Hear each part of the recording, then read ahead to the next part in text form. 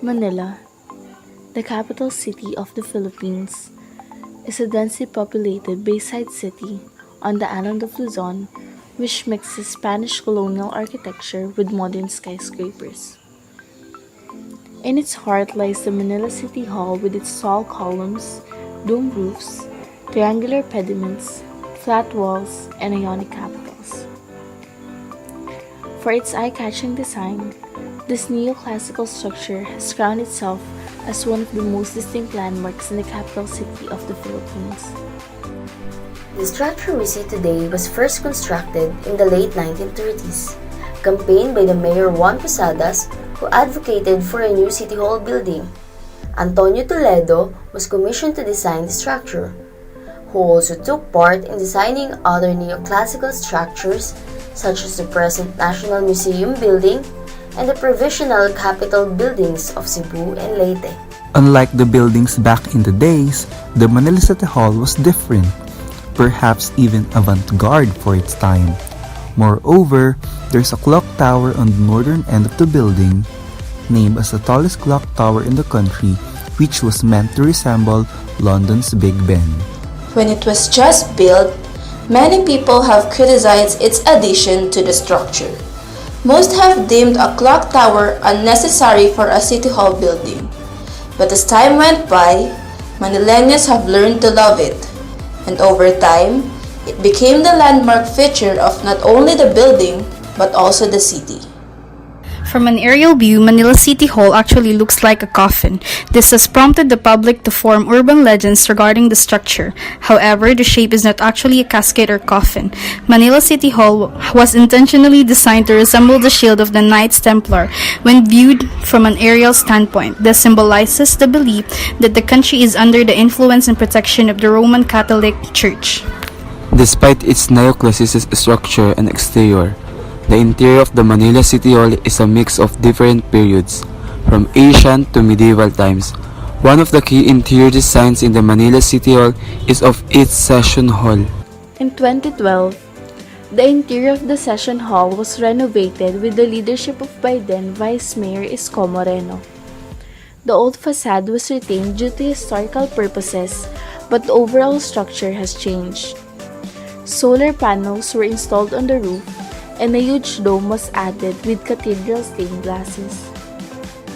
This greatly resembles the architecture of the medieval times, where domes were not only the key feature in their structures, but also stained glasses. Specifically, during the Gothic period, which is the 13th and the 14th century, stained glass took center stage in elaborate and monumental cathedral designs, which was one of the bases on this design. Moreover, the design of the stained glass obviously depicts the sun, which is hoped to illuminate the entirety of the session hall. Moving to the furniture, the less noticed feature seen at the session hall is its podiums. As one can see, it is very simple and lends no extravagance in its design.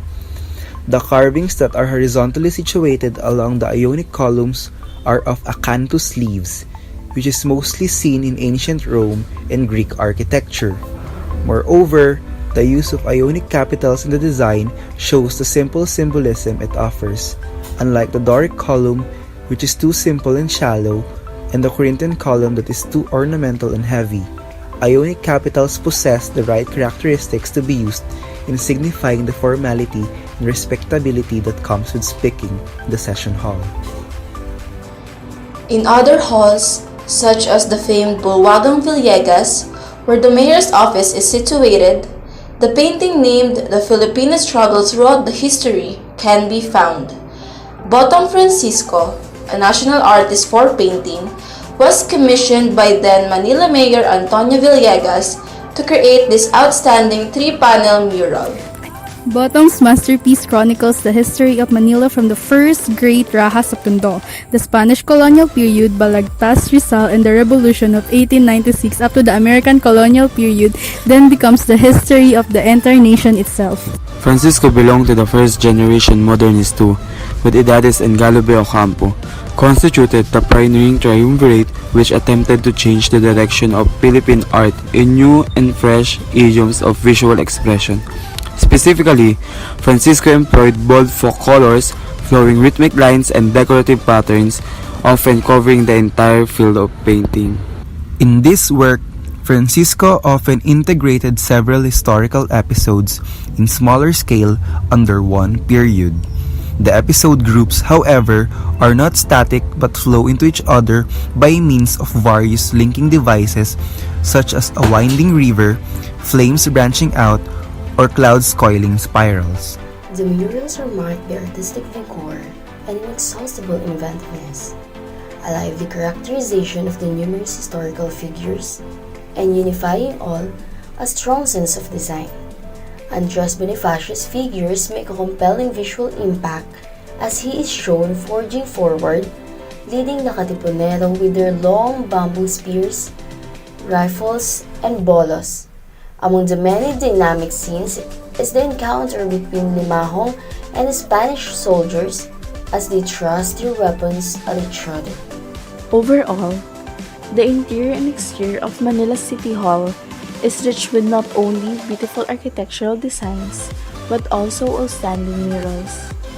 With various references to modern, neoclassical, medieval, ancient Greek, and ancient Roman art, Filipino artists have proven that the combination of various art movements can create a wholesome and outstanding building.